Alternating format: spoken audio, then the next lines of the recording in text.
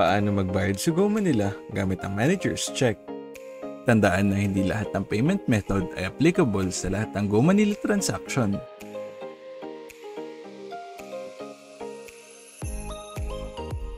Mag-login sa Go Manila at pumunta sa Transaction History. Pindutin ang View Details.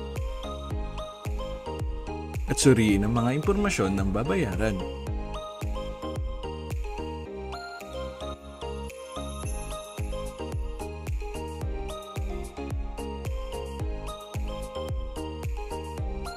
Pindutin ang Pay Now.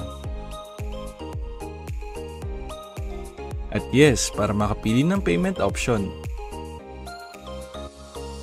Pindutin ang Manager's Check Payment bilang payment method. Piliin ang available na bangkong nais at pindutin ang Proceed.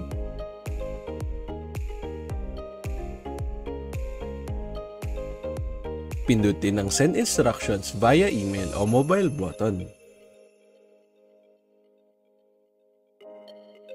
Pindutin ang Click here to view detailed instructions button na makikita sa kanang babang bahagi para sa detalyadong instructions. Tandaan na kailangang itago, i-download o i-print ang payment instructions na binigay. Pumunta sa bangko, punan ng deposit slip at magbayad. Sa oras na tapos na magbayad ay i-upload ang litrato ng resibo sa transaction sa iyong Go Manila account.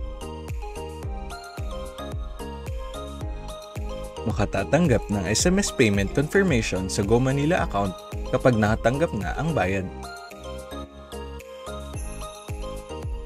Para sa iba pang katanungan, maaaring makipag-ugnayan sa mga sumusunod. Go Cashless, Go Manila.